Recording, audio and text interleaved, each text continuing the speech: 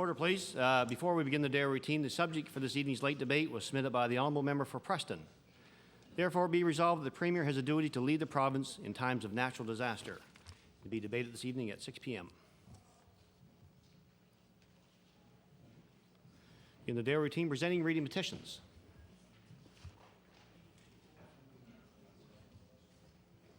Presenting reports of committees.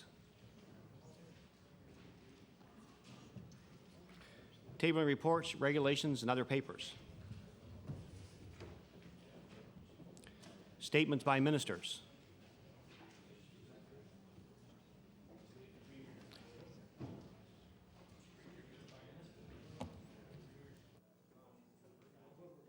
Yep. Government notice of motion.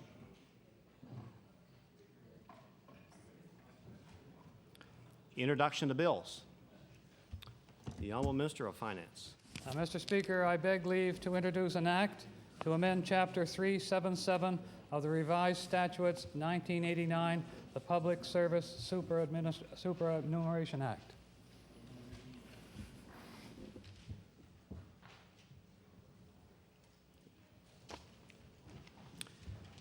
The Honourable Minister of Finance begged leave to introduce a bill entitled An Act to Amend Chapter 377 of the Revised Statutes 1989, the Public Service Superannuation Act.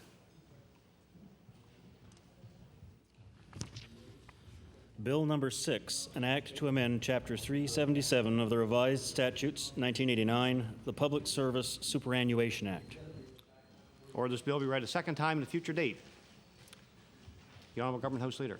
Mr. Speaker, with the concurrence of the House, I beg leave to revert to the order of business statements by ministers. Agreed? Statement by ministers. The Honourable the Premier. Thank you very much, Mr. Speaker. Mr. Speaker, before I begin, I would beg the indulgence of the two opposition parties for not providing them with a copy of the statement as far in advance as we customarily do in this House. I'm sure that they can appreciate that the demands over the last couple of days have been quite heavy, and much of the information that they would expect would have only come to the attention of the government over the last few hours. I know all members of this House will want to join me first and foremost in recognizing and saluting the extraordinary response of literally hundreds and hundreds, in fact thousands of Nova Scotians in very trying circumstances. Whether they are emergency services personnel or neighbors helping neighbors, Nova Scotians are answering the call in challenging times, as is our character. I want to take this earliest possible opportunity to update members of the Assembly on the state of the recovery effort. Hurricane Juan left devastation in his wake. Nova Scotians are saddened by the deaths of our fellow citizens and extend our deepest sympathies to their families. Today, just 36 hours after the brunt of the storm which swept across this city in central Nova Scotia, services are slowly but surely being restored. The cleanup and recovery is well underway. The joint provincial, municipal, federal emergency response network went into operation well before the hurricane hit and remains in operation, coordinating the response of literally hundreds of government and non-governmental agencies. The main concern at this moment continues to be the safety of Nova Scotians, as it has been from the outset. Until power and other vital services are restored to all, we must take special care for ourselves, our loved ones, and our neighbors. Restoration of power is the number one concern for literally hundreds of thousands of Nova Scotians. As Nova Scotia Power works to restore full power, we need reiterate a very important public safety message. People must stay away from any downed power lines. Significant progress is being made in power restoration. Power has been restored to 35,000 homes overnight, but we recognize that 150,000 people, families, or businesses are still without power. We will do whatever we can to support Nova Scotia Power in their efforts to restore power over the next 3 days. The minister responsible for the Emergency Measures Organization will participate in today's at 4 o'clock news conference at City Hall, where we will all receive additional information. The various offices and agencies of the province and the affected municipalities are offering and will continue to offer help and support to individuals and families that find themselves in particular need. As the power disruption continues, safe food and drinking water are an issue. Perishable food spoils when not properly refrigerated. The Department of Health has issued a wise and clear advisory on food safety. When in doubt, throw it out. Municipal and provincial officials are ready to assist in circumstances where availability of food and water is a problem. A list of open grocery stores is being compiled and will be released later this afternoon. Emergency assistance for Nova Scotians who are unable to purchase food will be coordinated through the Department of Community Services. Safe driving is also a concern. Until all roads can be cleared of debris and traffic signals are back in operation, transportation crews are working to clear blocked roads and restore the few that were washed out. All hospitals in Nova Scotia have power and are operational. Health services are there for Nova Scotians when and where they need them. I conclude this statement today with a tribute on behalf of all Nova Scotians. A tribute to one of those lost in the early hours of Monday morning. A tribute to remember and honor the life of John Michael Rossiter. John Rossiter was the young paramedic who tragically lost his life Monday night while on the job to protect ours. As many Nova Scotians nervously watched the winds whirl from behind our windows, John Rossiter was outside battling that wind and rain at the ready to do whatever needed to be done in a profession that he loved.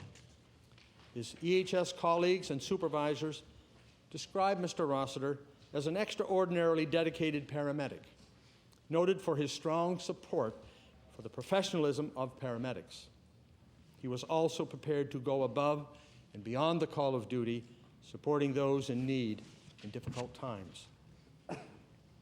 As is clear from his family's comments, John was already their hero in a family with a tradition of helping others. His father, Bill, was a deputy fire chief, and his brother, a paramedic. As we extend our sincere sympathy to John's family, his brother, Bill, and his mother, both of whom are in the gallery today, and his sister Karen and brother Billy, I hope they can find some comfort in how they inspired this young man to spend his life making a difference in the lives of others. In this, John Rossiter lived as a hero and will be remembered as a hero, first by his family, but also by Nova Scotians, by Newfoundlanders, and by all Canadians who remember those who have lost their lives in the line of duty. And finally, as we honor John Rossiter today, we also recognize and thank the hundreds of brave individuals who work in professions like his.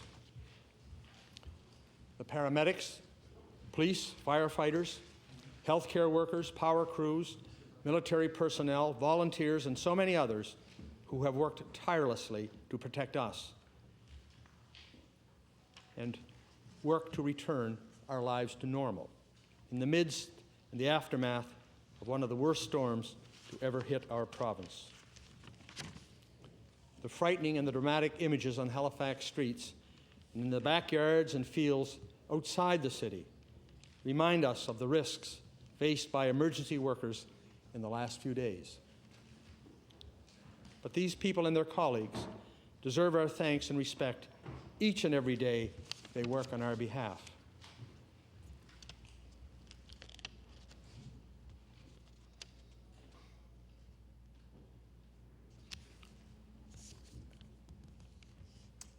Would the members of the Rossiter family, Mr. Speaker, I would ask them to rise so they could be recognized by the House.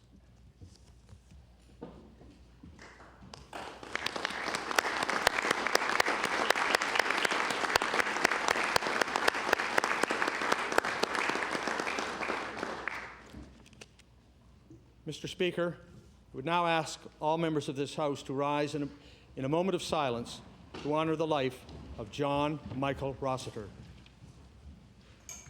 All members will rise for a moment of silence.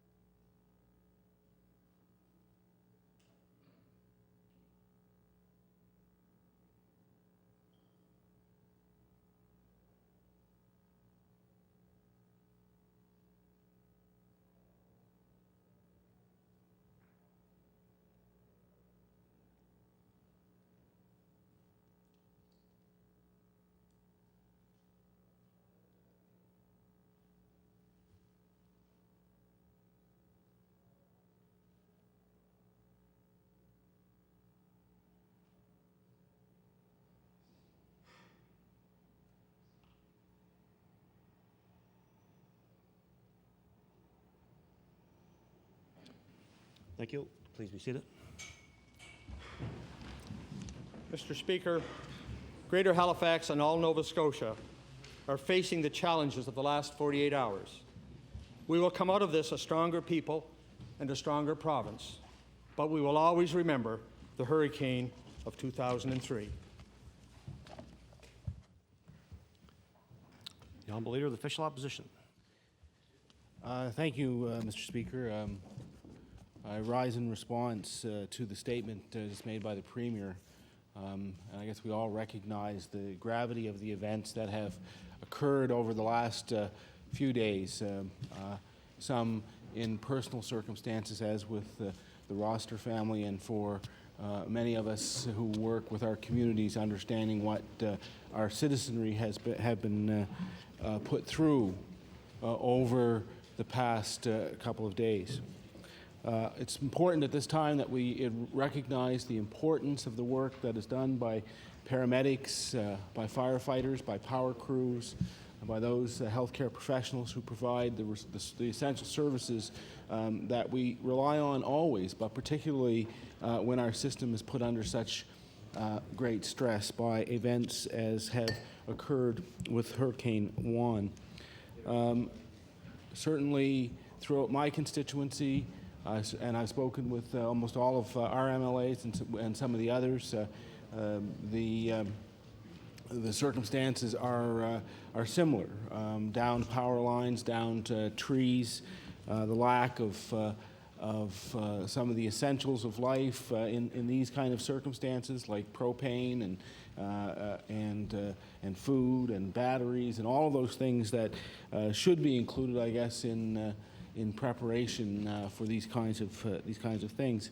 I'd note that the schools now are closed for a second day, and the question of what kind of damage, in fact, has been done to some of those schools is a question the government's going to have to deal with in the coming days.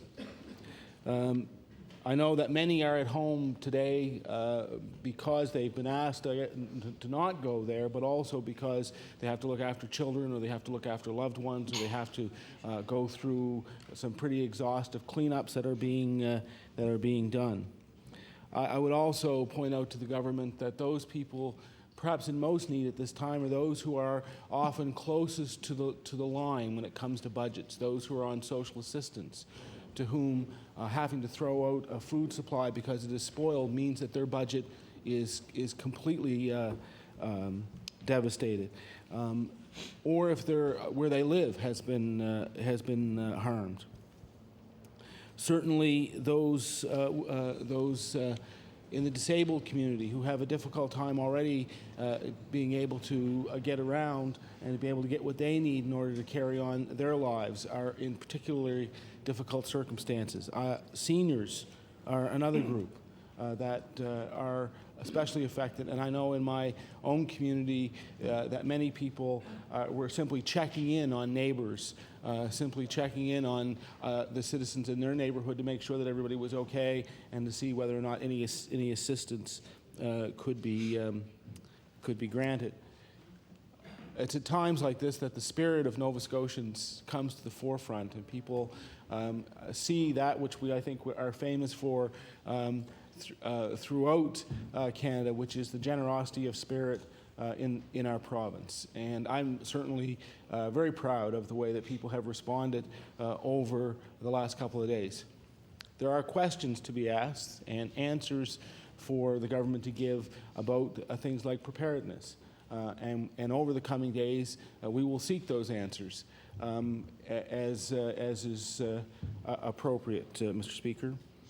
With respect to Mr. Rossiter, I can only say that I join the Premier and would like to associate myself with his remarks in respect to Mr. Rossiter. I understand that he was an individual who cared greatly for the people he served, but also greatly for the people he served with. And to that end, Mr. Speaker, if I may, I would like to ask our member for Sackville-Cobequid, Mr. Wilson, who worked with Mr. Rossiter, to say a few comments in this regard. The honourable member for Sackville-Cobequid. Thank you, Mr. Speaker. I'd like to thank the Liberal leader for allowing me to say a few words. I find myself in a bit of an awkward position here, trying to think as an MLA for Sackville-Cobequid, but also to think and talk about being a paramedic. It's funny how I've ended up in this position and how many paramedics have proceeded on to many things in the last several years. It's been a great pleasure for me to be able to be in this position as a paramedic to represent my constituents, and it's a privilege to be in the same category as someone like John Rossiter. I've met John back when I started my career as a paramedic about 8 years ago. And he came over from Newfoundland, I think 2 years prior to that. And you couldn't help but run into John because his passion and for this job as a paramedic is outstanding. He was always there, willing to work the extra hours. As you seen the other night, work on nights that most people would rather stay home. He was on the front line, and he loved that. I was talking to a few colleagues over the last few days, and they were telling me how excited he was to work that night. It's not that the excitement that you plan on having a call, but the excitement to know that you're there for the possibility to help somebody. So I just want to give my sympathy, as the whole House here, to the Rossiter family, and I can assure you that John, maybe not here today with us, but his memory will live on for a long time, not only in the paramedics here in Halifax, but Nova Scotia, but across Canada, because he touched the lives of many, and I'm sure there's many people here in the city that will realize that he was the one that came to their house and helped. Just another note to say that we had a bulletin that was put out quarterly through our company, and on the back of this bulletin is comments from patients that received such great care. And John was always there, if not twice. And he had touched a lot of people and left his hands, especially his healing hands, on their outcome, on how they are today. And there's many people who have benefited from John's service. So again, I feel for you, and he won't be forgotten. And I hope that you guys can count on anybody here in Nova Scotia to lend you an arm or a shake or a cry. So thanks for coming up today. Thank you. Thank you. The honourable leader of the Liberal Party. Thank you, Mr. Speaker. The thoughts of our whole caucus and our condolences are with the families of the deceased, all the families who lost their lives as a result of this tragedy in one fashion or another, in particular to the Rossiter family whose son was lost in the line of duty. These are tragic circumstances, and it's a time for us to reflect on the power that Mother Nature holds over us. This is what I have sensed in the province, and certainly in the part of the province where I live. There is a pause, and it is both a pause in awe, but it's also a pause of respect, and it's a pause of community of sorts as we listen to and watch people come together and put themselves at risk and on the front lines to clean up the repair that has come as a result of this, that is required as a result of this hurricane that blew through. I think it's important to remember, Mr. Speaker, the communities that have come together around this. For anybody who has walked through the communities in Halifax, Bedford, Dartmouth, Truro, or other places, what they would find is that people are on their porches. And for many of us, Monday morning at the break of dawn, what we found was people out on the streets in their pajamas wondering what had happened. We had heard that the worst had happened in the sense that people were injured and killed. In some respects, I suppose we should be thankful that it wasn't worse, because this was a terrible incident and a devastating act of nature that came upon us.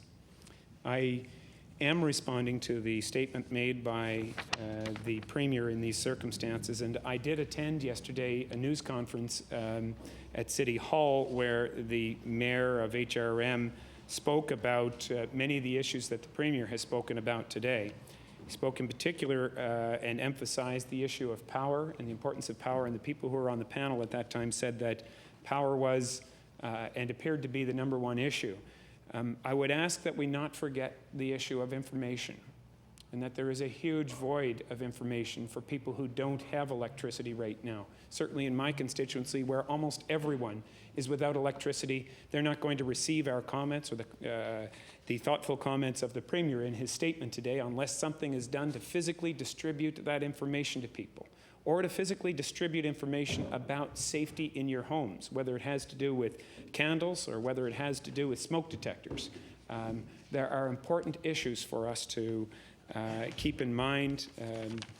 Information, I think, is the thing that certainly I've been receiving emails about from my constituents, and concerns have been raised about whether or not all of the information that is important for people to have with respect to hanging wires, etc., is had.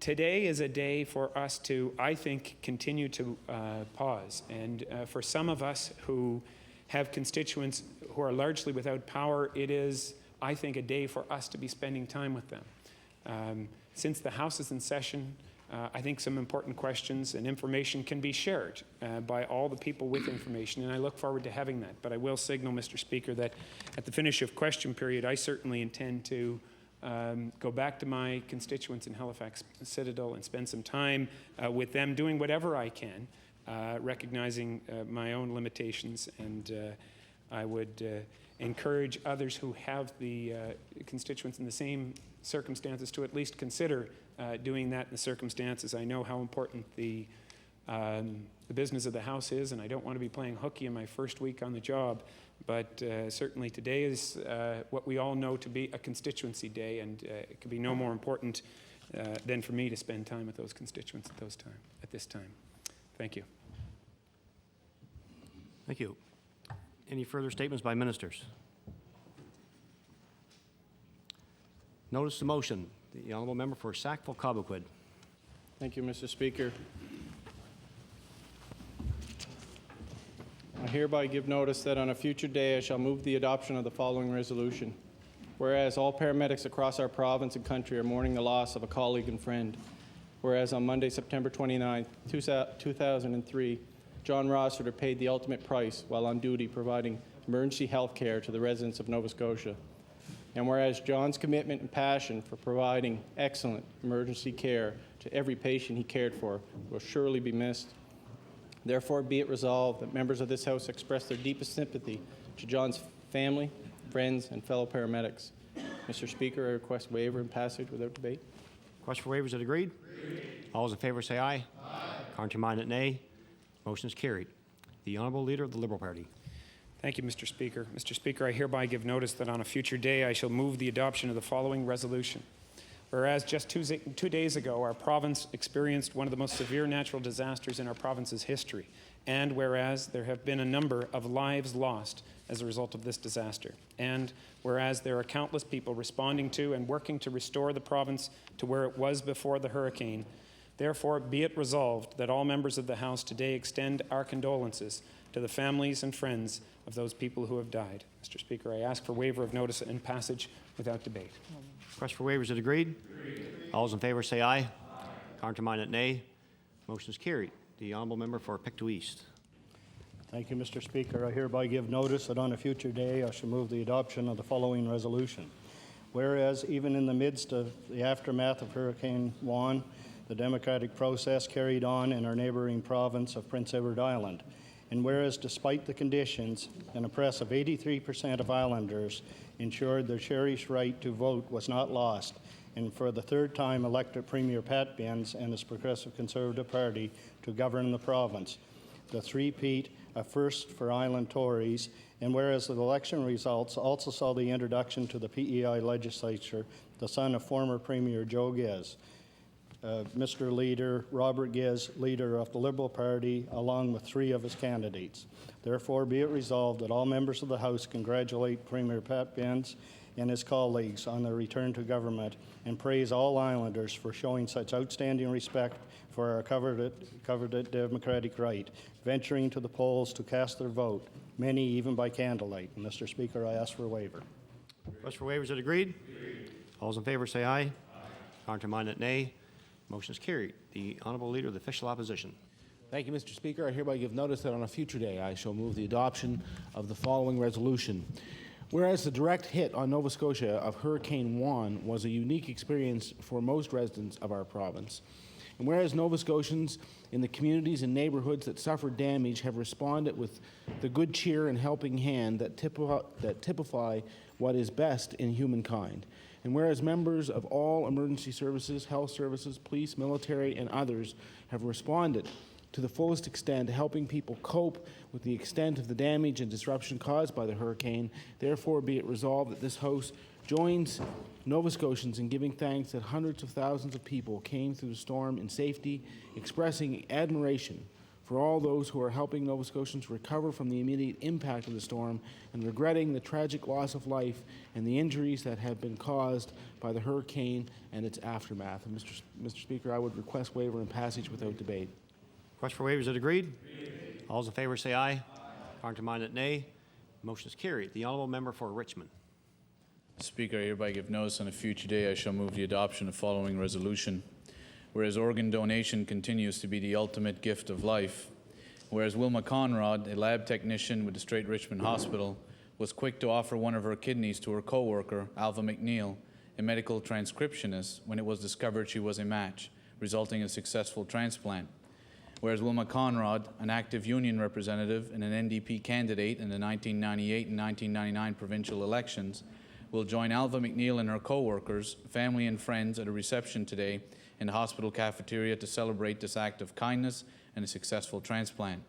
Therefore, be it resolved that the members of this House extend their sincerest congratulations to Wilma Conrad for her unselfish offer of a kidney to a co-worker, and wish both she and Alva McNeil a prosperous and healthy future. Speaker, I ask for waiver of notice and passage without debate. Question for waivers, is it agreed? All those in favor say aye.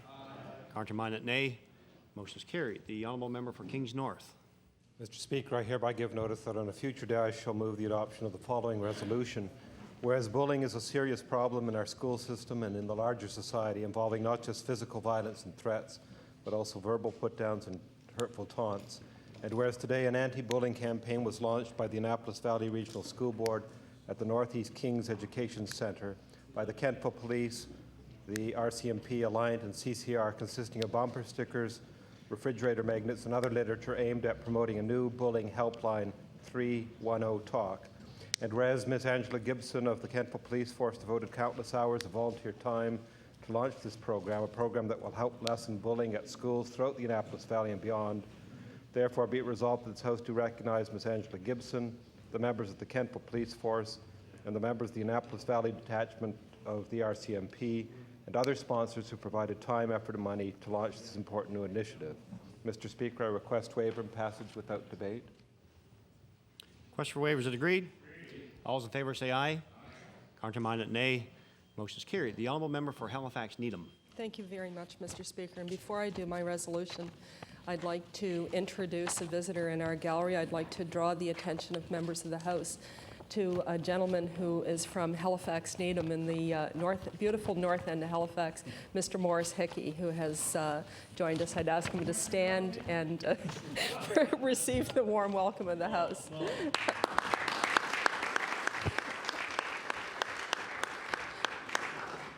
Thank you. I hereby give notice that on a future day I shall move the adoption of the following resolution. Whereas Hurricane Juan is one of the worst disasters to hit Nova Scotia in recent history. Whereas frontline health workers and district health authority staff have been working hard in the face of difficult challenges to ensure the safety and well-being of patients in various situations. Whereas healthcare staff have gone above and beyond the call of duty to keep patient care available across areas hit hard by Hurricane Juan. Therefore, be it resolved that the Nova Scotia Legislature express its profound gratitude to the dedicated healthcare workers of this province for once again giving so much of themselves to help those in need of medical care. Mr. Speaker, I seek waiver and passage without debate. Question for waiver, is it agreed? All those in favor say aye. Counterminded, nay. Motion is carried. The honourable member for Cape Breton West. Thank you, Mr. Speaker. Mr. Speaker, I hereby give notice that on a future day I shall move the adoption of the following resolution. Whereas the Manitou Road, Cape Breton County, is in a deplorable state, and whereas motorists along this roadway are incurring considerable costs and damages to their vehicles and to their health, and whereas the deplorable state of this road and other roads throughout rural Nova Scotia are a major contributing factor to the increased insurance costs for motorists using the Manitou Road and other roads throughout Nova Scotia. Therefore, be it resolved that the Minister of Transportation and Public Works table the government's comprehensive roads policy that was promised in the 1999 John Hamm Blue Book. Mr. Speaker, I would ask for waiver of notice and passage without debate. Question for waiver, here or no? Notice is tabled. The honourable member for Cape Breton Centre. Thank you, Mr. Speaker. Whereas the town of Dominion has just completed another successful year of minor baseball, and whereas that this was a very special year as they celebrated their 50th year of operation, and whereas they held their closing banquet on Saturday, September 27th at the Dominion Fire Hall, where many trophies and other prizes were awarded. Therefore, be it resolved that this House congratulate President Paul Prince and the executive of Dominion Minor Baseball for their hard work and dedication to the young people of Dominion. And yes, Mr. Speaker, I was MVP for the member of Inverness. Request for waiver, Mr. Speaker. Agreed? All those in favor say aye. Counterminded, nay. Motion is carried. The honourable member for Kings West. Speaker, I hereby give notice of a future day I shall move the adoption of the following resolution. Whereas Nova Scotia's libraries are the community's primary location for access to books, information, lifelong learning, and cultural discovery in a pleasant atmosphere. And whereas the Regional Public Libraries Funding Review Committee in October 2000 recommended funding increases that were drastically cut in 2001, and whereas due to this government's payout of their $155 tax scheme, they will now be forced to cut public services across Nova Scotia to make up for their $32 million shortfall. Therefore, be it resolved that all members of this House recognize that libraries across our province are struggling to maintain their basic services and encourage this government not to cut library funding any further to make up for their $155 tax scheme. Mr. Speaker, I ask for waiver of notice and passage without debate. Question for waiver, here or no? Notice is tabled.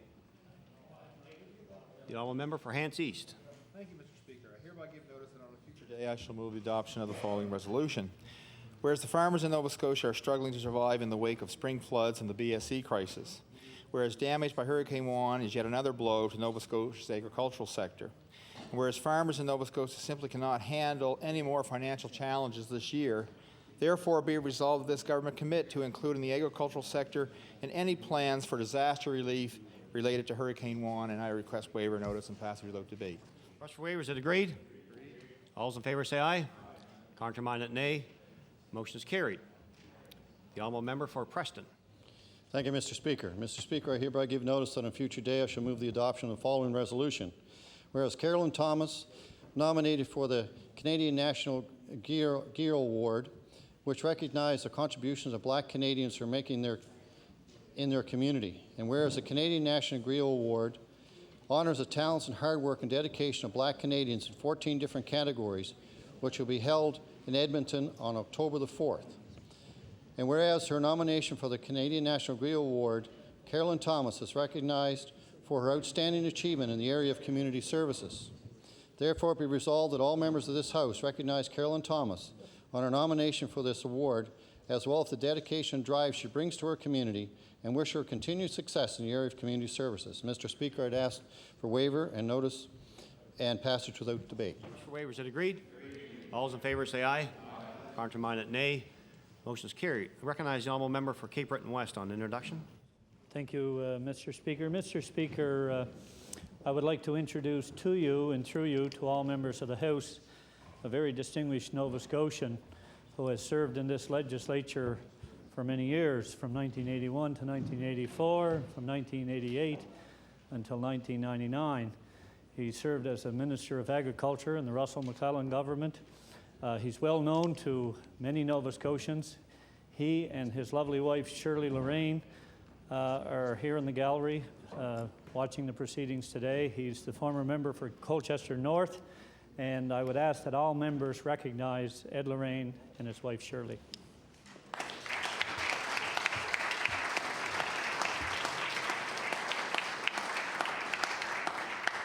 I certainly welcome Mr. and Mr. Lane to the gallery today. The honourable member for Dartmouth East. Thank you, Mr. Speaker. I hereby give notice that on a future day I shall move the adoption of the following resolution. Whereas Hurricane Juan struck a terrible blow on mainland Nova Scotia, leaving over 300,000 people without power and many people without phone service. Whereas the men and women who work for repair crews with Nova Scotia Power, Alliant, and Eastlink have been working around the clock since the hurricane hit Nova Scotia. Whereas these women and men have been braving bad weather and dangerous conditions in an effort to help restore power and communications to the people of Nova Scotia. Therefore, be it resolved that the Nova Scotia Legislature express its heartfelt gratitude to these dedicated workers and offer its thanks to crews from New England and New Brunswick who have come to assist. Mr. Speaker, I ask for waiver and passage without debate. Request for waiver, is it agreed? All those in favor say aye. Contrary-minded, nay.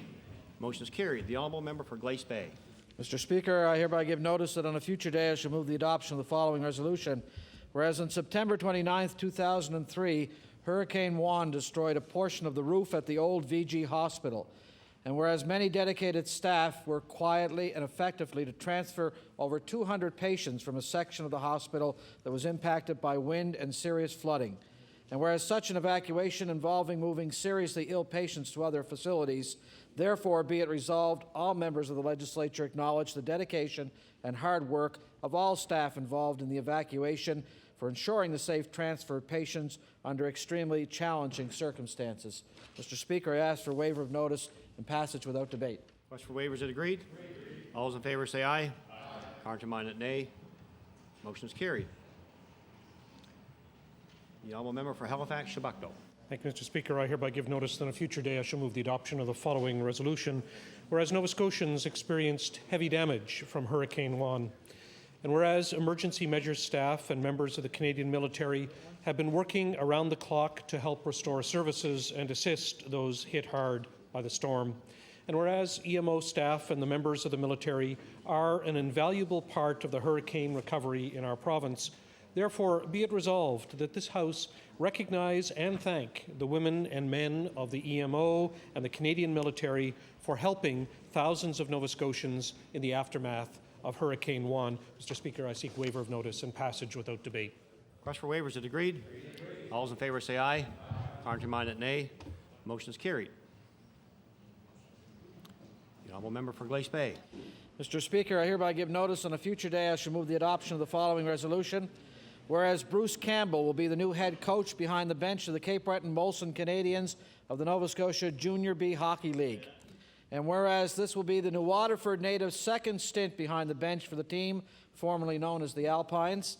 Whereas Bruce guided the Junior B franchise for 4 years, highlighted by an Atlantic Championship in 1977. Therefore, be it resolved, all members of this House congratulate Bruce Campbell for being named the new head coach of the Cape Breton-Molson Canadians. Wish him and the team the best of luck in the upcoming season. Mr. Speaker, I ask for a waiver of notice and passage without debate. Request for waiver, is it agreed? All those in favor say aye. Contrary-minded, nay. Motion is carried. The honourable member for Halifax Atlantic. Mr. Speaker, I hereby give notice that on a future day I shall move the adoption of the following resolution. Whereas Nova Scotia's coastal communities and their resources have been battered by Hurricane Juan, whereas there must be an immediate commitment from the federal government to assist those affected, to repair and replace the wharves, docks, and gear of those communities, and whereas these Nova Scotians make a valuable contribution to our economy, therefore, be it resolved that the Nova Scotia Legislature call upon the Federal Minister of Fisheries and Oceans to come to the immediate assistance of Nova Scotians who live and work in the coastal communities that have been battered by Hurricane Juan. Mr. Speaker, I request waiver of notice and passage without debate. Request for waiver, is it agreed? All those in favor say aye. Contrary-minded, nay. Motion is carried. The honourable member for Victoria the Lakes. Mr. Speaker, I hereby give notice that on a future day I shall move the adoption of the following resolution. Whereas the 4-year dream to build a Northside complex has ceased to exist, and whereas this sportplex was set to replace the Northside Forum, which is now in disrepair, and whereas the honourable member from Cape Breton North obviously had no influence in making this proposed complex into a reality for the children and adults who would have benefited from such a facility, therefore be it resolved that all members of this House acknowledge the disappointment the residents on the north side must be experiencing at this time. Mr. Speaker, I ask for the waiver of notice and passage without debate. Request for waiver. There are several noes. Notice is tabled. The honourable member for Timberlea Prospect. Thank you, Mr. Speaker. I hereby give notice on a future day I shall move the adoption of the following resolution. Whereas Nova Scotians in our coastal communities have a legendary tradition of responding to and respecting the sea, whereas Hurricane Juan has tested the resolve of Nova Scotians, whereas Nova Scotians along our coast are ready and able to meet the challenge of recovering from this hurricane. Therefore, be it resolved that the Nova Scotia Legislature recognize the will and perseverance of Nova Scotians who live along our coasts in the wake of Hurricane Juan. I ask for passage without debate, Mr. Speaker. Request for waiver, is it agreed? All those in favor say aye. Contrary-minded, nay. Motion is carried. The honourable member for Cape Breton West. Done. Mr. Speaker, I hereby give notice that on a future day I shall move the adoption of the following resolution. Whereas during the 1999 provincial election, the Conservative candidate in Cape Breton West publicly proclaimed a John Ham government would pave the Marion Bridge Highway upon its election. And whereas during the 2003 provincial election, the Conservative candidate in Cape Breton West publicly proclaimed that he had provided a detailed four-year roads plan to the Minister of Transportation and Public Works on July 3rd, 2003 for the improvement of roads in Cape Breton West. And whereas to date neither this Conservative candidate nor the Minister of Transportation and Public Works has been able to provide a copy of this four-year road plan to anyone who has requested it. Therefore, be it resolved, the Minister of Transportation and Public Works table a copy of this four-year roads plan so the people of Cape Breton West will know what this government's intentions are for the improvements of roads in their communities. Mr. Speaker, I would ask for waiver of notice and passage without debate. Hearing a no, notice is tabled. The honourable member for Cape Breton Nova. Thank you, Mr. Speaker. I hereby give notice that on a future day I shall move the adoption of the following resolution. Whereas soccer has historically been one of the most popular sports in Cape Breton, resulting in numerous championships. Whereas the Cape Breton Select 16 and under girls soccer team won the provincial championship. Whereas the team coach, Jonathan McIsaac, and the girls on the team have worked extremely hard and are currently fundraising a large amount of money for their upcoming trip to British Columbia. Therefore, it be resolved that this host congratulate the Cape Breton Select 16 and under girls soccer team and wish them all their best in their fundraising efforts and best of luck in British Columbia. Right. Mr. Speaker, I request waiver and passage without debate. Request for waiver, is it agreed? All those in favor say aye. Countermanded, nay. Motion is carried. The honourable member for Preston. Thank you, Mr. Speaker. Mr. Speaker, I hereby give notice on a future day I shall move the adoption of the following resolution. Whereas Dr. Henry Bishop, nominated for the Canadian Griot Award, which recognizes the contribution of Black Canadians are making in their communities, and whereas the Canadian National Griot Award honors the talent, hard work, and dedication of Black Canadians in 14 different categories, which will be held in Edmonton on October the 4th. And whereas in his nomination for the Canadian Griot Award, Dr. Henry Bishop been recognized for outstanding achievement in the area of community services. Therefore, it be resolved that all members of this House congratulate Dr. Henry Bishop on his nomination for this award, as well as the dedication and drive he brings to the community, and wish him continued success in the area of community services. Mr. Speaker, I'd ask for waiver notice and passage without debate. Request for waivers, is it agreed? All those in favor say aye. Countermanded, nay. Motion is carried.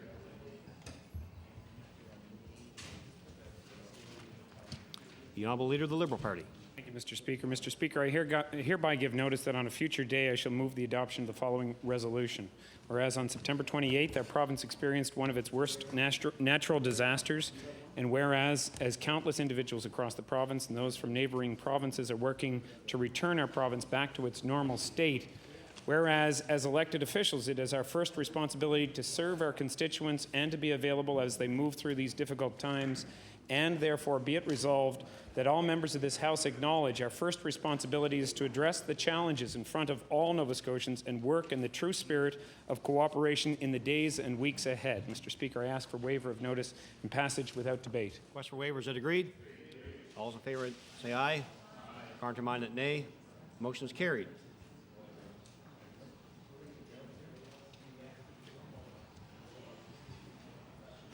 No further resolutions? Orders of the day, oral questions put by members. Question period will begin at 2:55 and at 3:55. The Honourable Leader of the Official Opposition.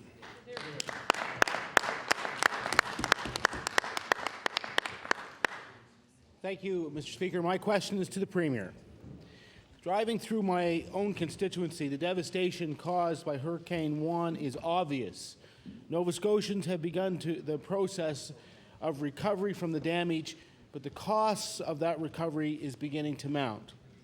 Municipalities, businesses, and individuals are already starting to bear the hundreds of thousands, perhaps millions of dollars in costs out of their own pocket in lost infrastructure, inventory, wages, and personal losses. Will the Premier today give this House an update on the cost estimates of the storm and the recovery efforts, as well as some idea when the federal government will be providing assistance under the DFAA? The Honourable the Premier. Thank you very much, Mr. Speaker, and I welcome that question because it is a question that will become increasingly relevant over the next week or so. Right now, the government is focusing its efforts on having electricity restored. There will be a process undertaken once that is achieved that will allow an estimate of costs that have been borne by a great number of agencies and individuals. That process, however, is secondary right now to the prime objective of the government, and that is to have electricity restored to all residents safely. The Honourable Leader of the Official Opposition on your first supplementary. Well, Mr. Speaker, the costs, the Premier may not see the costs as being primary at this point, but they will become primary to many people very, very quickly. My question to the Premier is this. Yesterday, in response to a question by Halifax Member of Parliament Alexa McDonough, the Defence Minister McCallum said that we are working in a spirit of excellent partnership and in a collaborative way. Well, Mr. Speaker, given the fact that the federal Liberal government has been very slow to deal with other disasters, notably BSE, SARS, and with the forest fires out west, will the Premier tell us today, when he was speaking to Minister Thibeault, did he ask for any upfront financial assistance to cope with the costs of recovery, and will he commit to providing the province's 10% share to those in need immediately? The Honourable the Premier. Thank you very much, Mr. Speaker. First of all, we have no argument right now with the federal government. Minister Thibeault was in contact directly with me and indicated that he would use his influence to provide a coordinated approach by the federal government as the province works through this disaster.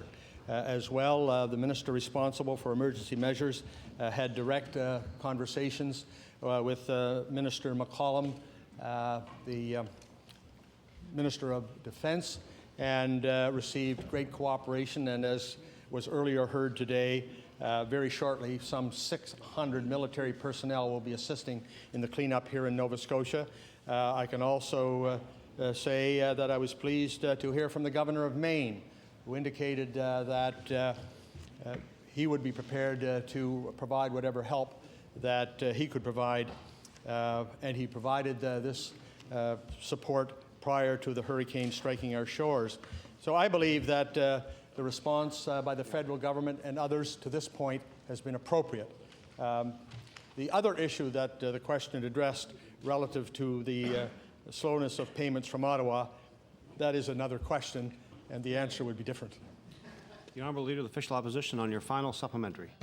Well, thank you, Mr. Speaker, but one of the problems for citizens dealing with the government is often the slowness of the response of the government to the difficulties, especially the financial difficulties that they are undergoing. And I can see from the news reports that the Premier is already starting to use decisions he made about this year's budget to suggest the limits to the province's financial capacity.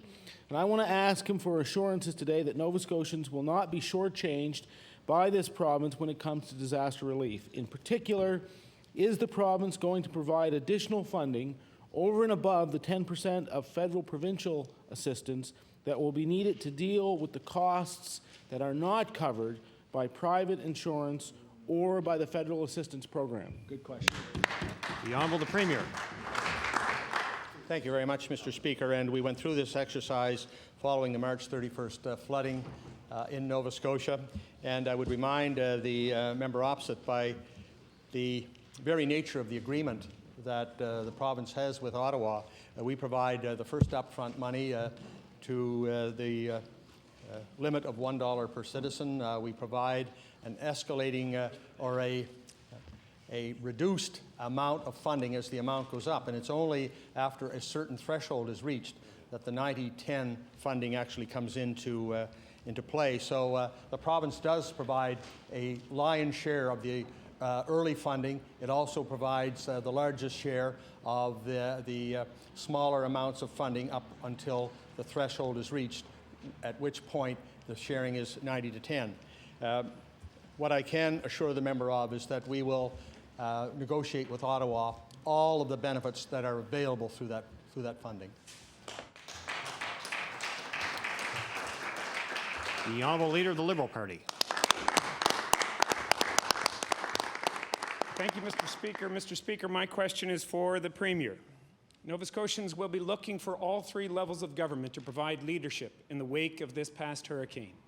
So my question to the Premier is this: what is the Premier and his government doing to provide essential and critical information to the people in Nova Scotia who have no power today? The Honourable the Premier. Thank you very much, Mr. Speaker, and that is an excellent question. What the government is doing, we are putting out regular information through all media, radio, newspaper, and television. As you know, many Nova Scotians, while they don't have electricity, have battery-operated radios. So I do know from talking to a number of Nova Scotians that that has been the information source for many of those who have lost their electricity. The newspapers continue to provide the kind of information that their readers are interested in. And I will also inform the House that later this afternoon, the government will circulate all relevant phone numbers that would be of interest to MLAs and their constituents relative to services that can be addressed or services that can be received during this stressful situation. So we will be providing that information prior to the rising of the House this afternoon. The Honourable Leader of the Liberal Party on your first supplementary. Thank you, Mr. Speaker. My question for the Premier relates to the 150,000 people and businesses in Nova Scotia who presently don't have power, and in particular whether or not they would have the opportunity to access a radio or television, or perhaps don't have newspapers. And my question is, Mr. Premier, how specifically will we provide those people who don't have radio or television or don't receive newspapers or aren't friendly with any of the MLAs who have the information about phone numbers going to find information relevant to their circumstances? The Honourable the Premier. Thank you, Mr. Speaker. And that is indeed a difficult question, because it would be certainly unknown to the government just who those particular people are. But what I can say is that all reasonable things are being undertaken by the government to make sure that citizens are aware of what is happening, and also what agencies they in fact can contact if they need specific services. And one of the exercises that I took part in yesterday, along with the minister responsible for the Emergency Measures Organization, was the EMO briefing, which involved all of those who are coordinating this effort in the province. It included government departments such as Community Services and Health. It included the military. It included the RCMP. It included the municipality. In reality, Mr. Speaker, this disaster is being well managed by the minister and by the Emergency Measures Organization. They have now responded in a short period of time in this province to 3 disasters. The first being the September 11th disaster, the second being the March 31st flood, March 31st of this year, and most recently to the Hurricane Juan situation here in our province. So we have a good coordinated response, one which, while not perfect, is very, very acceptable, and I believe that we are being well served by that organization. The Honourable Leader of the Liberal Party on your final supplementary. Mr. Speaker, the concerns we raised today have to do with the safety of Nova Scotians, safety of the 150,000 Nova Scotians who are without power today. Hear, hear. Last night, we know we had 2 fires, one of which was caused by a candle. We don't know the cause of the other fire, but we do know that it was in a blackout zone. The concern with respect to information is very high amongst many Nova Scotians. Where I came from in Cape Breton, they used to have the Tasty Treat truck that would go around blasting information about people needing ice cream. There are ways in which we can get information to people on the streets. Yesterday, I was on Jubilee Road where a half-dozen university students were dancing on a tree that was tangled in wires. What Nova Scotians want to know is, how do we remain safe? What information should we know? And how do we get flyers out, advertisements out? What plan is there for this government to get information into the specific hands of the 150,000 Nova Scotians who don't have information from this government right now? The Honourable the Premier. Thank you very much, Mr. Speaker. I've already indicated the House my satisfaction with the current response of the Emergency Measures Organization and the response that has been taken on behalf of citizens. But I would perhaps suggest that the question could be addressed by the minister responsible. The Honourable Minister of Economic Development, responsible for PMO. Thank you very much, Mr. Speaker, and certainly the question's a very valid one. And as the Premier has stated, all available sources of the media are addressing the issue, and certainly the neighborhood watch programs and the neighborhood people in the neighborhoods are talking to their neighbors and relaying that information as well. It's key, I think, in every advertisement, and I think you've seen it, the members of this House, over the last several days, and the example that the member opposite raised is that people do stay away from down power lines, and that's being conveyed in virtually every press release by all media sources across this province. And those are the type of practical, common sense things that obviously are always put forward in public service broadcasts, and they continue to be put forward in all our media releases in all forms yesterday, today, and will continue while this crisis is on. The honourable member for Halifax-Chebucto. Thank you. My question is for the minister responsible for the Emergency Measures Organization. We know that the response to Hurricane Juan by emergency staff and indeed by all Nova Scotians has been truly inspiring. Unfortunately, there were some episodes, as in Metro, where damage to some hospitals was such that work conditions were compromised, some staff were sent home. Nonetheless, despite such episodes, once again, Canadians have seen our community spirit in action. My concern, though, is not at this point with the immediate response, but with the anticipation. And I have to say that it appears the province was caught flat-footed in dealing with this hurricane. In fact, Mr. Speaker, the first and only press release issued by the government warning Nova Scotians about the storm and how to prepare occurred at 5:04 p.m. on Sunday, that is to say, only minutes before the expected onset of the storm. I wonder, Mr. Speaker, if the minister will explain to this House why it is that the province was not more proactive in preparing Nova Scotians for the worst storm in 40 years. The honourable minister responsible for the EMO. Thank you very much. And certainly, Mr. Speaker, the honourable member certainly realizes and knows that the Federal Meteorologist Service, the Hurricane Centre, certainly was putting out advisories that the storm had quickly formed since Friday.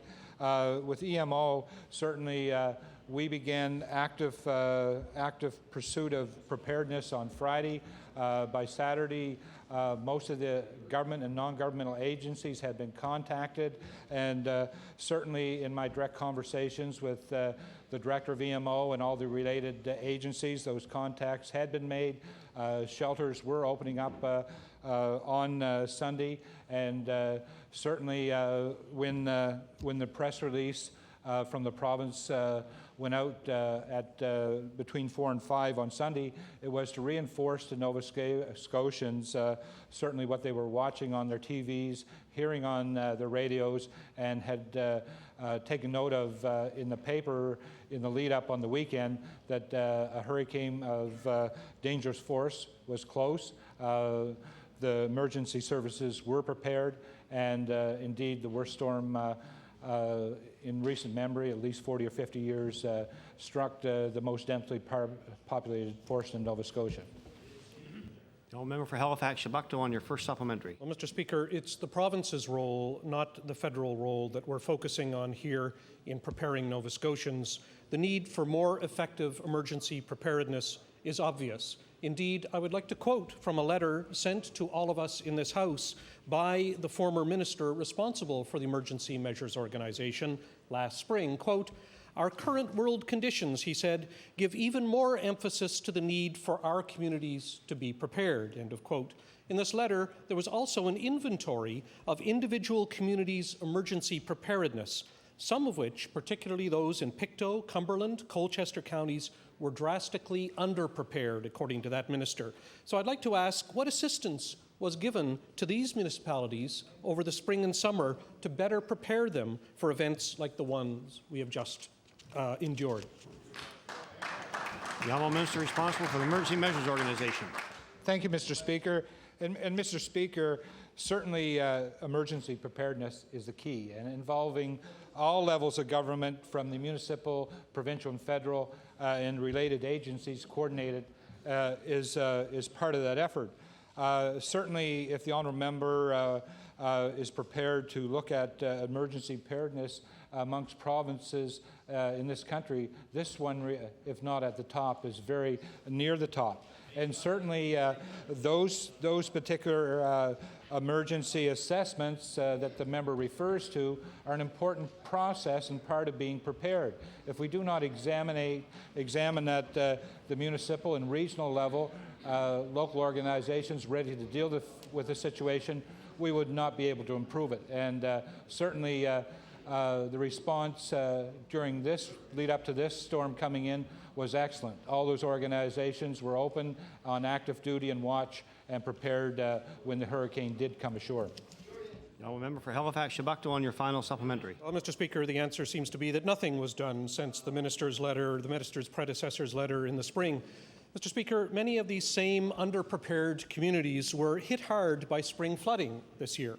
They are now left in an even more difficult position in trying to deal with the aftermath of this hurricane. Mr. Speaker, I wonder if I may switch now to the Minister of Service, Nova Scotia and Municipal Relations and ask what is his department doing to assess the need that municipalities have for emergency financial assistance? That's emergency financial assistance, and when will it be provided? The Honourable Minister of Service, Nova Scotia and Municipal Affairs. I want to thank the honourable member for the question. That's a question that's more appropriately referred to the Minister for EMO. The Honourable Minister responsible for Emergency Measures Organization. Thank you very much. Thank you very much, Speaker. And as the honourable member is aware of, certainly emergency or disaster assistance falls under the purview of the Department or EMO services, and currently, we're concerned with the cleanup, with the restoration of power, and as the Premier has reiterated, we have a coordinated program in place with the federal government to deal with financial relief and emergency funding. If it meets the guidelines, that commitment is there. The Honourable Leader of the Liberal Party. Thank you, Mr. Speaker. Mr. Speaker, I would note with some interest the early leadership that's been shown by the Halifax Regional Municipality with respect to this hurricane. It was in the afternoon of last Friday when they started to prepare for these events. I note with some interest that the first time, and perhaps the only time, that this government has issued a press release with respect to this matter was 5 p.m. on Sunday evening, when they started to suggest to people that they assemble emergency kits and find meeting places just hours before this hurricane was to hit. I also note with interest that the Halifax Regional Municipality has declared a state of emergency for the boundaries that surround the Halifax Regional Municipality. My question on behalf of the people who have been affected in the areas outside HRM is to the Premier. Why, Premier, did we not declare a state of emergency in other parts of Nova Scotia? The Honourable the Premier. Thank you very much, Mr. Speaker. And I have in my hand the copy of the Emergency Measures Act, which is an act to provide for a prompt and coordinated response to a state of emergency. If, in fact, the response was not prompt and was not coordinated, this government would have enacted this legislation and allowed a state of emergencies to exist. But the response was prompt, the response has been coordinated, and there is no reason for this government to assume extraordinary powers as long as a prompt and coordinated response is being carried out. Hear, hear. The Honourable Leader of the Liberal Party on your first supplementary. Mr. Speaker, it's on the subject of that coordinated response that I'd like to pick up on the Premier's response.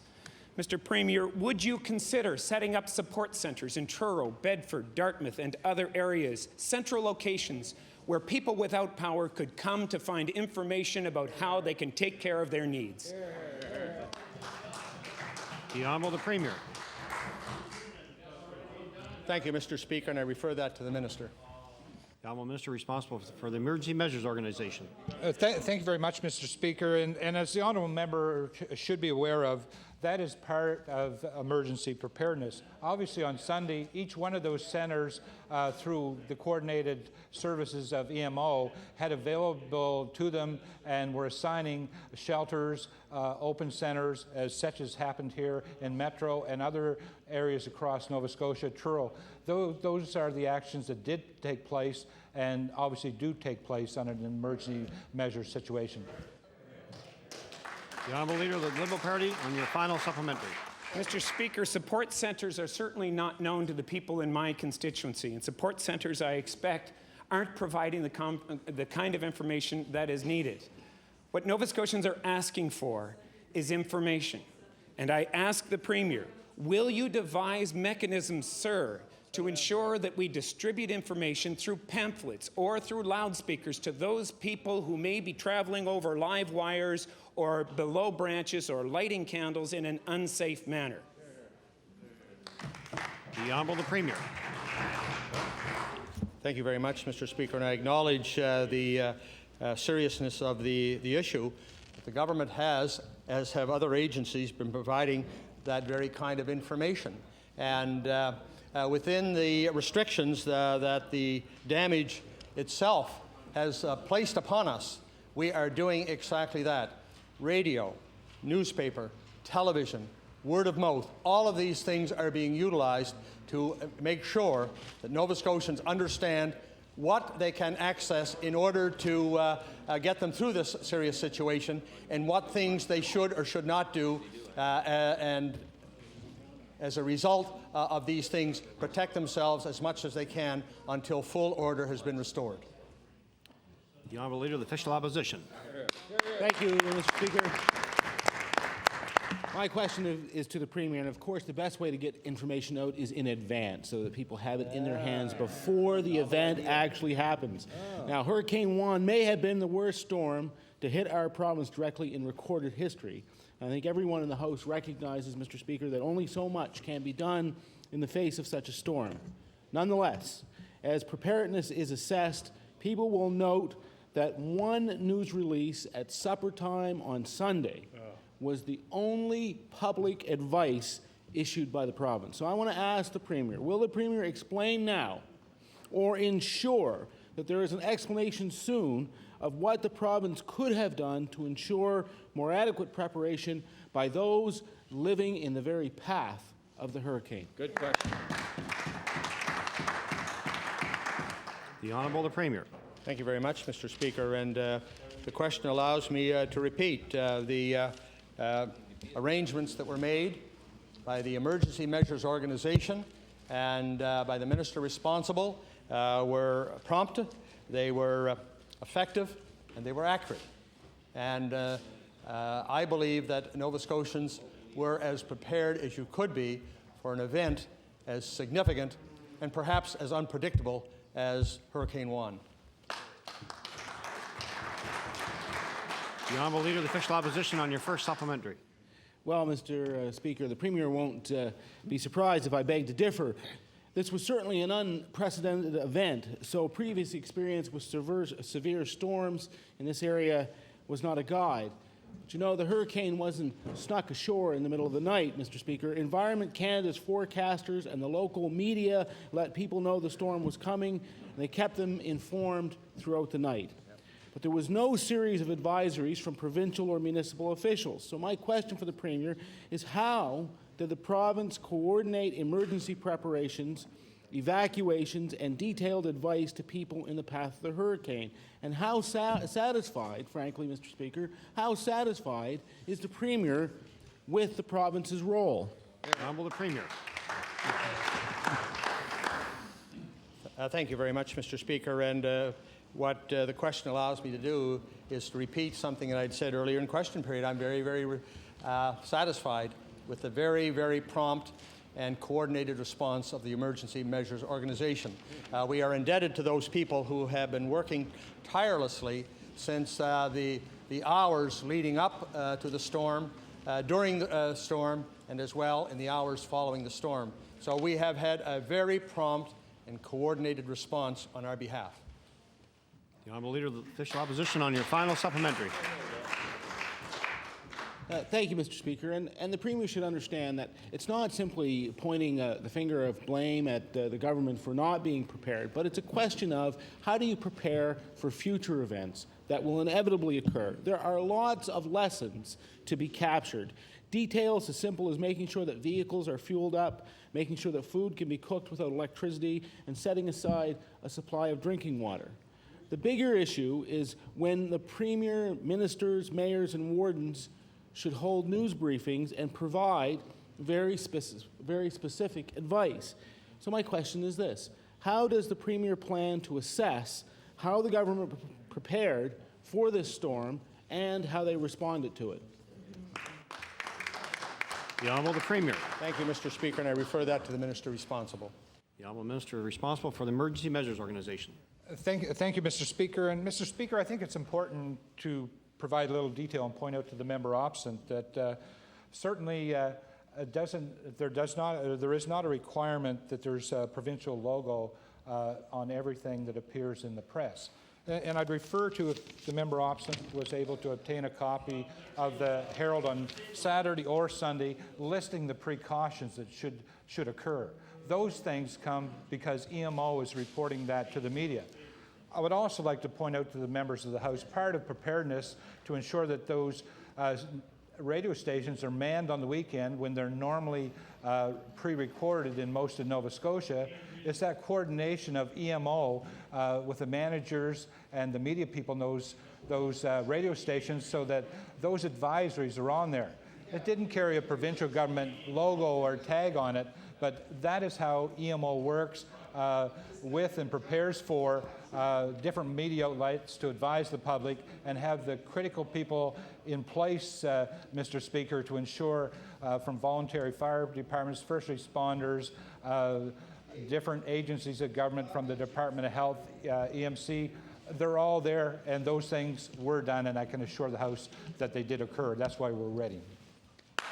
The honourable member for Glace Bay. Mr. Speaker, my question is for the Minister of Health. Mr. Speaker, among the destruction of Hurricane Juan, a portion of the roof of the old VG hospital was destroyed. Fortunately, Mr. Speaker, thanks to the hard work of some dedicated staff, all of the patients were evacuated safely. However, there is one unanswered question that remains, Mr. Speaker. It's the issue of costs required for repairs. So my question to the Minister is, will the Department of Health be covering the costs of those repairs?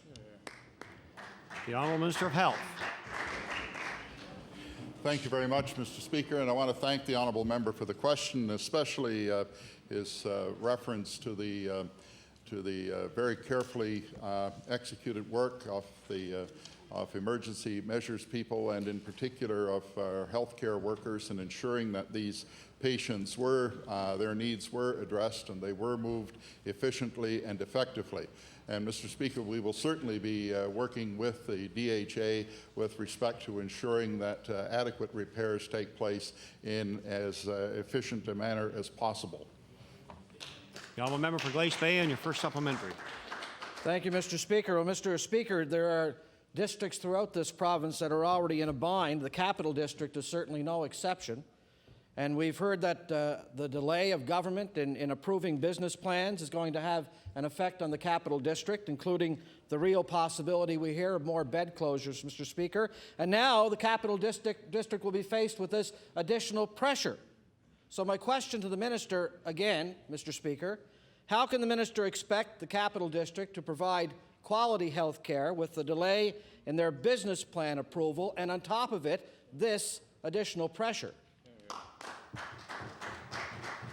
The Honourable Minister of Health. Thank you very much, Mr. Speaker, and again, I thank the honourable member for the question.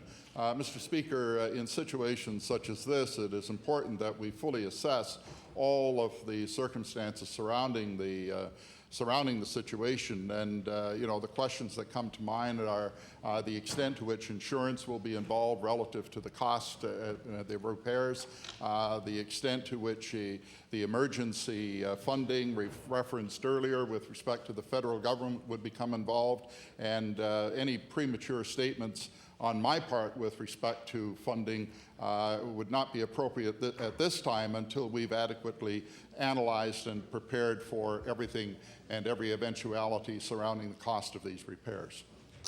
The honourable member for Glace Bay, on your final supplementary. Mr. Speaker, there's one thing that becomes quite clear by that response, and that is that old $155 check is coming back to haunt this government again, Mr. Speaker. One more time. That money would have gone a long way in repairing the roof, not to mention provide more assistance to the district when it comes to the costs that are associated with cancer care drugs and overtime for nursing staff, Mr. Speaker. So my question to the Minister again, will the Minister confirm today that the costs associated with those repairs will not come from the current budget of the Capital Health District, which is already compromised because of government delays of business plan approvals? The Honourable Minister of Health. Thank you very much, Mr. Speaker. And as I indicated previously, we will be working with the DHA to ensure that all possible sources of funding have been examined very carefully with respect to the repairs, and that process is ongoing, and the repairs will be done. The operations will continue at those hospitals as soon as possible, and I can assure the honourable member, Mr. Speaker, that we will work to ensure that as much money as possible or as is needed will be made available with respect to those facilities. Thank you, Mr. Speaker. The honourable member for Hants East. Thank you, Mr. Speaker, and I'll be directing my question to the Minister of Agriculture and Fisheries. Mr. Speaker, we heard today from the Nova Scotia Federation of Agriculture that farmers have been hard hit by Hurricane Juan. Buildings and crops have either been toppled or badly damaged, and the lack of power is affecting operations. The agricultural sector has already been hit hard by floods this spring and the BSE crisis. So I ask the Minister of Agriculture, will there be assistance in place to help farmers repair damage caused by Hurricane Juan? Hear, hear. The Honourable Minister of Agriculture and Fisheries. Thank you, Mr. Speaker, and we completely understand the problems that Juan has given us today, and we're out there to try to assess the damage. I'll try to be leaving this afternoon to assess that damage, to find out some of our crops and see the things that are laying on their side. Apparently there are a number of corn crops that are on their sides. As the days go on, we will find out what the implications will be. As far as we understand, most of these things are insured through crop insurance, through insurance on the buildings in place, and we do believe that the new case program will identify some of these things. Thank you. The honourable member for Hants East on your first supplementary. Well, thank you, Mr. Speaker. And the Minister for his first answer and question period is certainly following the direction of previous ministers, I want to say. And so with no answer, Mr. Speaker, farmers are resilient people, but there's only so much that they can absorb in 1 year. Farmers in central Nova Scotia have been particularly hard hit by the hurricane, and many are already struggling. What assurances can the Minister offer the agricultural community that his government will take this crisis seriously and provide meaningful financial support? We know that the Minister would be aware that insurance would cover, but there's going to be cases where we know that it won't, and he would know that before he takes his tour today. So give us a clear answer. Are you going to help or not? Hear, hear. The Honourable Minister of Agriculture and Fisheries. Thank you, Mr. Speaker. The member is very well aware that by signing our APF, or Agriculture Planning Framework, Policy Framework, that these things do fall within it. We know that we've made provisions to bring up $75 million in federal provincial funding to Nova Scotia farmers over the next 5 years, which, Mr. Speaker, is more money than government has been able to provide to the farming community over the last 10 years. So it's something that we're very proud of in signing this APF. We know that this program will help the disaster that has happened due to Hurricane Juan. Thank you. The honourable member for Hants East on your final supplementary. Thank you, Mr. Speaker. I think farmers are looking for some assurance prior to 5 years, and if any amount of money has been acknowledged and restated more than the money in agriculture, I don't know which department it could be. It's probably a toss-up. Mr. Speaker, so far this government has refused to extend BSE relief and to tie the hands of the task force on the future of our cattle industry. Given the new crisis, I ask the Minister of Agriculture, will there be provincial disaster relief in place to ensure that Hurricane Juan isn't the final blow for many family farms in Nova Scotia? Hear, hear, hear. The Honourable Minister of Agriculture and Fisheries. Thank you, Mr. Speaker. I'll be talking with the member responsible, or the minister responsible for EMO. It is my understanding that there are monies that can flow through for this type of thing. We also, I want to make people understand, or the House understand, is that BSE task force that the member did bring up. I'm still waiting on a number of appointments onto that board and to finalize the final terms of reference on that board, and I'm waiting for a certain member. Thank you very much. The honourable member for Richmond. Mr. Speaker, the Minister responsible for auto insurance announced throughout the summer that he would bring forward a solution to the rising auto insurance problems, and even retained an actuarial firm to assist with the implications of proposed insurance reforms. Ironically, the same firm that provided work to New Brunswick Justice Department to determine the caps in that province. Speaker, we should not be surprised to learn that the Ham government was able to announce a week after hiring this firm a $2,500 cap for pain and suffering awards in this province, ironically the same amount announced by the Lord government in New Brunswick. Mr. Speaker, we should now also not be surprised to learn as well that the, quote, minor injury, end quote, definition is identical to the one that the Lord government in New Brunswick brought forward earlier this summer. Speaker, while the Ham government continues to say that they have a made in Nova Scotia solution, it's obvious that what they really have is a made in New Brunswick solution, and we've seen that that solution isn't working very well. My question to the minister is, given the incredible similarities, can the minister please explain why his department spent $100,000 of taxpayers' money for wording and definitions that he clearly could have simply received by a fax from the New Brunswick government? The Honourable Deputy Premier. Thank you, Mr. Speaker. Mr. Speaker, if the honourable member would take the time to take a look at the New Brunswick legislation and the Nova Scotia legislation, he would immediately understand why we spent the additional $100,000. The honourable member for Richmond on your first supplementary. Well, Mr. Speaker, the report itself is basically the same information that the government of New Brunswick got from that firm. Yet we paid another $100,000 for the same information. That's not what changed the legislation. It certainly wasn't that report. Mr. Speaker, the minister has claimed that he worked very hard in bringing forward these legislative reforms by taking, and I quote, great care to properly define minor injuries, end quote. There's some concern that under New Brunswick legislation, severe injuries will now be classified as minor injuries. This is of concern here since the same wording is being adopted by this minister in his auto insurance reform bill. Mr. Speaker, we've seen enough similarities to New Brunswick and we've seen the concerns that have been raised there. My question to the minister is, can the minister today reassure Nova Scotia drivers that severe injuries under his legislation will not be classified as minor injuries in this province? The Honourable Deputy Premier. Speaker, that's a very simple question, very simple answer, yes. Order, please. To remind the honourable members not to ask questions about bills that are before the House.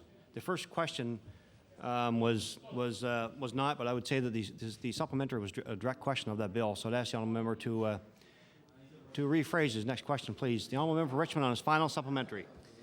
Thank you, Mr. Speaker. Nova Scotians are very concerned that on the one hand, a savings is being offered by this government, yet while on the other, drastic measures are in place to take important benefits away, contrary to the public declarations by this government.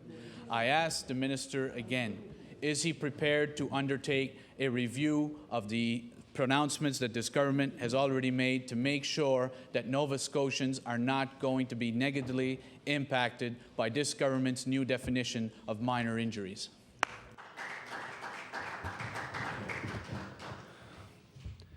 Again, the question is a direct question about the bill that's before the House. The Honourable Deputy Premier can answer if he wishes. If not, we'll go to the next question. Perhaps I should just answer it in a peripheral manner, Mr. Speaker. Mr. Speaker, I don't know whose side of the equation the honourable member from Richmond is on, but this government is certainly on the side of the consumer. The honourable member for Timberlea Prospect. Thank you, Mr. Speaker. My question through you is to the Minister responsible for Agriculture and Fisheries. During the last few days, in the aftermath of this hurricane, I've witnessed firsthand the resolve of Nova Scotians in our coastal communities as they have collected themselves to respond to the disastrous situation around them. These are the very same people in the communities that I represent who rushed out to assist with the Swiss Air crash that fateful September night just 5 short years ago. But now it's the government's turn to come to these people's aid. What conversations have taken place, Mr. Minister, with the Federal Minister of Fisheries and Oceans about financial assistance for these communities?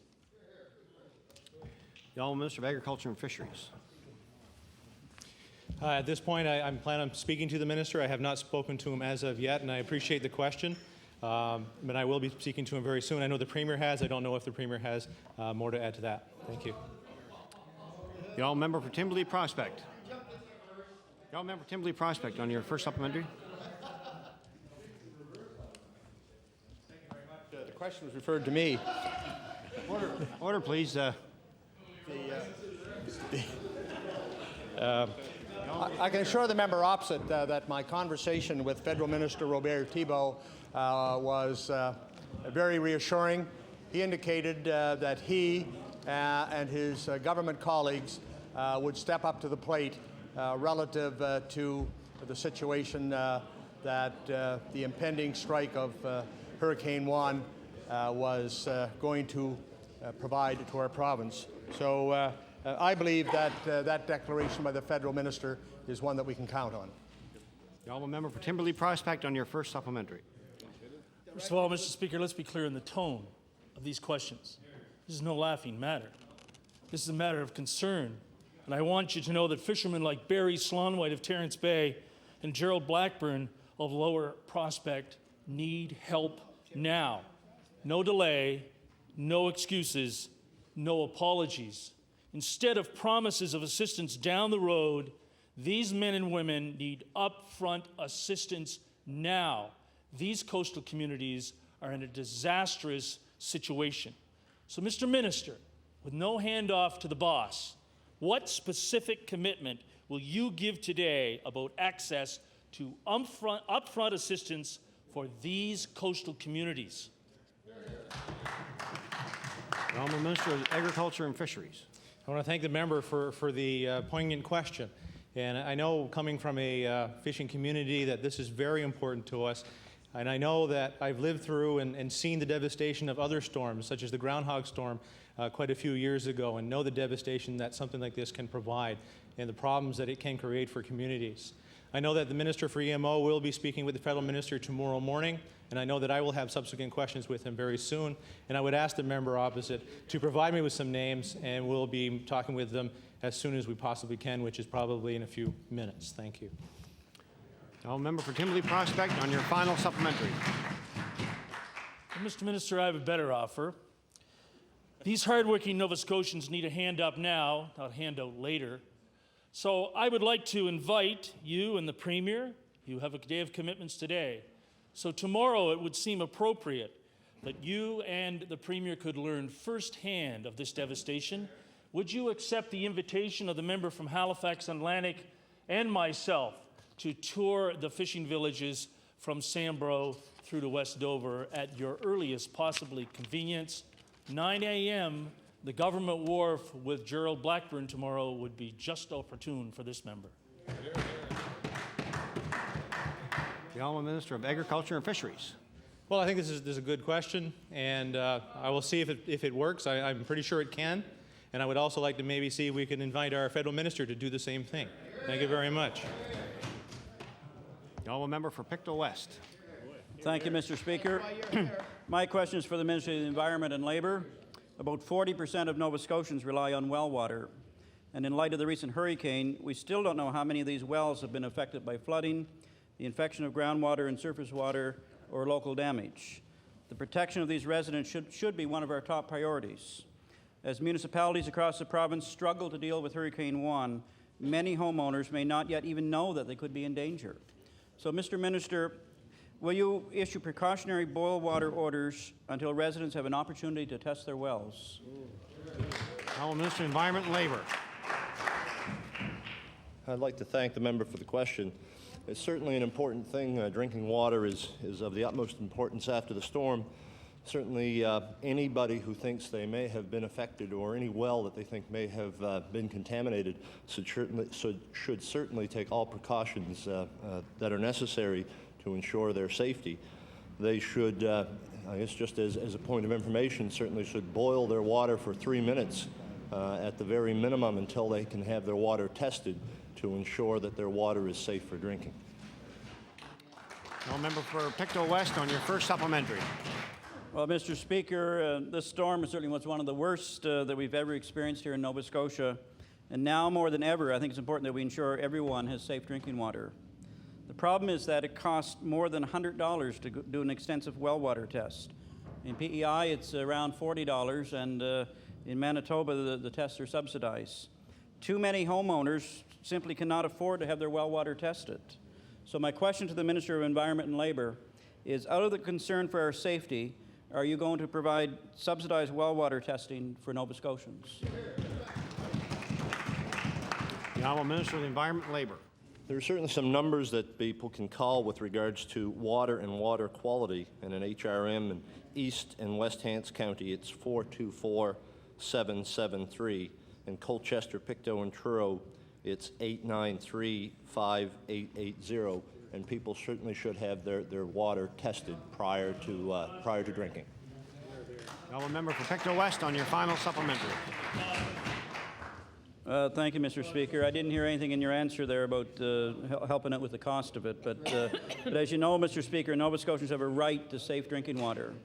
We need three things: an immediate boil water order for homeowners, an immediate supply of drinking water for homeowners in the short term, and affordable water testing. So my question through you, Mr. Speaker, is, Mr. Minister, when will your government commit to these three basic precautionary measures? The Honourable Minister of Environment and Labour. I've been talking with staff as recently as this morning about these three issues. We'll continue to monitor, and we will proceed to make sure that drinking water is safe for Nova Scotians. The Honourable Member for Annapolis. Thank you, Mr. Speaker. My question is for the Minister of Agriculture. Could the Minister tell this House what his department is willing to do to solve the BSE crisis faced by the beef industry in Nova Scotia? The Honourable Minister of Agriculture and Fisheries. I'd like to thank the member for the question. It is a good one. This is one that I've been working on quite diligently since being appointed minister. It is one that is full of other questions as we get into this issue. The government has been providing a number of things, some of them including the BSE recovery program, which ended, of course, at the end of August, but we're still awaiting some applications to come through until the end of this month before people can complete this. We also have the NISA program, the NISA interim withdrawals. We have a number of issues around bridge funding that we're interested in looking at. There's also CFIP, which is still completing to the end of the year. We've also have a nice phone number to provide to farmers if they do have questions about their situations that we did provide, and I think another member did provide it just a few other days, but here it is again, 1-866-844-4276, and each producer, each farmer can call that number to figure out their particular situation in regards to mad cow disease or BSE. Thank you. The Honourable Member for Annapolis on your first supplementary. Thank you, Mr. Speaker. What farmers need to know is, when is the Nova Scotia Department of Agriculture going to recognize the uniqueness of agriculture situation in this province and find a made-in-Nova Scotia solution rather than relying solely on Ottawa? What will his department do in the short term for the beef industry of Nova Scotia? The Honourable Minister of Agriculture and Fisheries. As the member knows, we have sat down and we're putting together the BSE task force, which I hope to bring forward to this House, who the members will be in the very near future. We know that they will be coming back with recommendations at the end of October to better understand how these programs are working or not working for the producers. We also have some bridge funding to provide to the producers, and I'm leaving that to the task force to whether or not we have 5 different options to provide this, whether it should be the same as the federal government is doing with their bridge financing across all commodities, or whether it's something that we should be targeting towards red meat or simply cattle producers. Thank you. Honourable Member for Annapolis on your final supplementary. Thank you, Mr. Speaker. The task force that the minister speaks about will report to this House on October 31st. That'll be too late for many farms in Nova Scotia. As an interim step to save the family farm in Nova Scotia, after question period today, will the minister contact the Federation of Agriculture to set up a feeder market adjustment program to help compensate producers for the depressed prices before the next livestock sale? The Honourable Minister of Agriculture and Fisheries. I thank the member for that question. As a matter of fact, I'm meeting with Lawrence Nason just after this from the Federation. I'm sure that will be one of the topics of discussion. Thank you very much. The honourable member for Dartmouth South, Portland Valley. Thank you, Mr. Speaker. My question is for the Minister of Community Services. Mr. Speaker, as of today, hundreds of thousands of people remain without power, despite the best efforts of Nova Scotia power crews to restore service following Hurricane Juan. Public health officials have warned families that most perishable foods are no longer safe and must be discarded. But for families on social assistance, this is an especially hard blow to absorb in their budget. I ask the Minister of Community Services, what are the details of provisions for helping families who lost their supply of food because of the storm? The Honourable Minister of Community Services. Thank you, Mr. Speaker, and I thank the member opposite for her question and her maiden question in this House, and it was a good one. Mr. Speaker, this morning actually we're discussing this with staff, and the answer to your question is that which is particularly relevant because it was just this past week that they got their monthly checks. So for those that buy a month's supply and put it into a freezer, it's of greater concern. And the answer is that in those cases, they should be contacting their caseworker to see whether there should be some special provision. Honourable member for Dartmouth South, Portland Valley, on your first supplementary. What are the details, David? The details. How much? When? Mr. Speaker, a single person on employment support and income assistance gets $180 a month for food, clothing, and other necessities. Low shelter rates mean that much of the personal use allowance must supplement rent costs. Many people rely on food banks, but they cannot return for weeks. I ask the Minister of Community Services, how will the government reassure families receiving social assistance that they will be able to refill their fridges when they can barely fill them once in the run of a month? Honourable Minister of Community Services. Yes, thank you, Mr. Speaker. And Mr. Speaker, the purpose of the caseworker is to understand the specifics of each case, because no one case is exactly the same. And that's why I would encourage clients that are in those circumstances to contact their caseworker to see what would be appropriate in their circumstances. Thank you, Mr. Speaker. The honourable member for Dartmouth South, Portland Valley, on your final supplementary. Mr. Speaker, an estimated 36,000 children in Nova Scotia are living in poverty, and studies clearly show that these children and their parents are going hungry.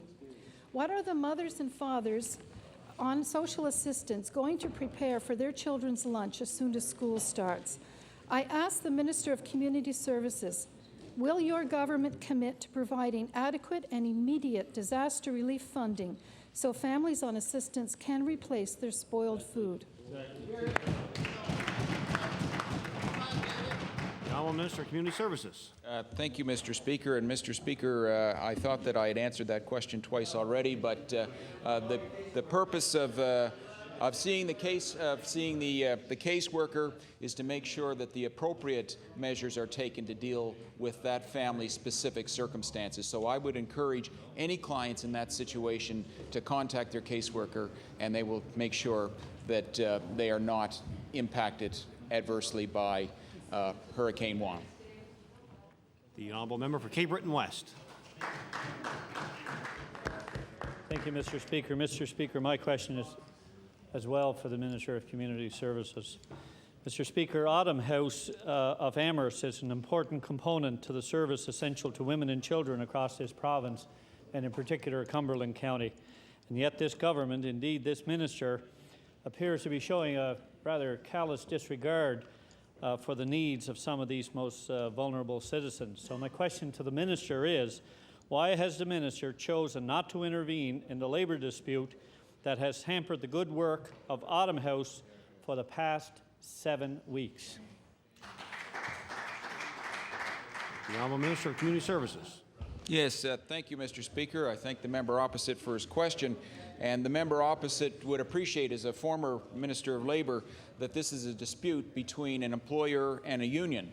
And while we are trying to assist those that are impacted by this labor dispute to make sure there's a contingency plan in place and which is checked on a regular basis to make sure it's working for the women and children that need the services of Autumn House, it would not be appropriate of us to enter into the negotiations. That is something that's between an employer and the union.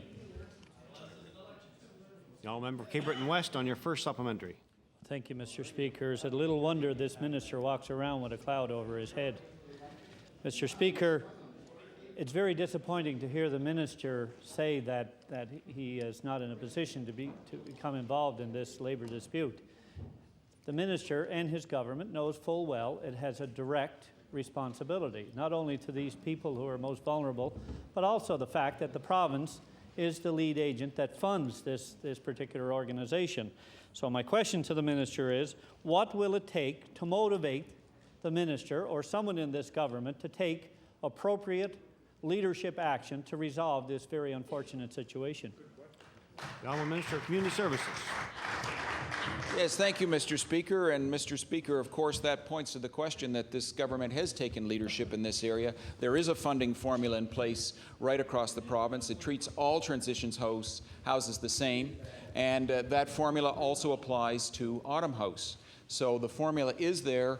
We do fully fund 9 beds with 8 full-time equivalent employees. That is in place, and we stand by that commitment not only to Autumn House, but to all transition houses. The honourable member for Cape Breton West on your final supplementary. Thank you, Mr. Speaker. Mr. Speaker, the Minister of Finance has recently indicated that all departmental budgets, indeed their ministers, were to find ways of cutting back, roll back to meet the shortfall in funding. So my question to the minister is, how would a lengthy labor dispute such as the one at Autumn House affect the bottom line? Essentially, is it in the government, and in particular the minister's department's best interest, to allow this labor dispute to fester on? The honourable Minister of Community Services. Yes, thank you, Mr. Speaker. And Mr. Speaker, with reference to the continuing of the strike, it is a concern of this government, it's a concern of this department, and it's certainly a concern of mine. I've encouraged both sides to get together back at the table. In fact, tried to be a bit of a facilitator by assisting Autumn House in getting a professional negotiator, bearing in mind that they've basically got a one person in management, and that person cannot be expected to know everything about the labor laws of the province. So we are trying to do all that we can to assist them to reach a negotiated settlement. Thank you, Mr. Speaker. Please, time allotted for question period has expired. Government business, the Honourable Government House Leader. Speaker, would you please call the order of business public bills for second reading? Public bills for second reading. Mr. Speaker, would you please call bill number 1? Bill number 1. Yes, Mr. Speaker. Mr. Speaker, I'm pleased today to speak on bill number 1, the Automobile Insurance Reform Act, and to move second reading of that bill. Mr. Speaker, rising auto insurance rates have had an impact on all Nova Scotians, especially students, seniors, working families, and businesses. In Nova Scotia, all drivers are required by law to carry auto insurance. Nova Scotians expect their insurance policy to be fair and affordable, but for many years the rates have become virtually unaffordable. Even worse, consumers haven't received clear explanations on why their insurance rates are so high. This is completely unacceptable. Insurance companies have gone too far, and Mr. Speaker, it stops today with this bill. This bill will implement the strongest auto insurance legislation in this country. Auto insurance that legislates a 20% rollback in rates. Auto insurance that protects consumers from unfair rate increases in the future. Auto insurance that eliminates unfair discrimination. This legislation was created by listening to what Nova Scotians need from their auto insurance system. It incorporates many of the recommendations identified by the consumer advocate in his report of last week. The Automobile Insurance Reform Act is strong, effective legislation that addresses the heart of the problem and affects substantial reform to the automobile insurance system. This act will amend 5 separate pieces of legislation: the Insurance Act, the Judicature Act, the Summary Proceedings Act, the Limitations of Actions Act, and the Motor Vehicle Act. It's taken a lot of work over the past few months, but the result is a thorough and complete package. This legislation will benefit consumers by making auto insurance more affordable and more fair. It will give consumers better protection. It gives consumers the power to make new choices. Speaker, I'd like to spend a few minutes now outlining some of the more significant improvements consumers will see from this legislation. The most important and significant impact for consumers is the legislated 20% rollback of auto insurance from the rates as of May the 1st, 2003. This will benefit consumers in 2 ways. First, they will receive a 20% pro rata reimbursement from their insurance companies for any premiums paid from November the 1st to the time when they renew their policies. And secondly, effective November the 1st, 2003, all premiums for private passenger auto insurance will be reduced by 20% from the rate that was frozen as of May the 1st, 2003. This new lower rate, Mr. Speaker, will be in effect for at least 1 year. Mr. Speaker, this legislation is putting hard-earned money back into consumers' pocket. In addition to this immediate rate relief, all future applications for rate increases will have to be reviewed and approved by the Nova Scotia Insurance Review Board. This new system will protect Nova Scotia drivers from unreasonable rate increases that many have experienced over the past 2 years. This lower rate is achieved by changing the current insurance package. The changes include an increase in minimum liability protection from $200,000 to $500,000. Insurance companies have indicated that their largest cost is minor soft tissue injury claims. Therefore, this legislation will limit excessive awards paid for minor injuries. Controlling these costs and implementing other changes to the system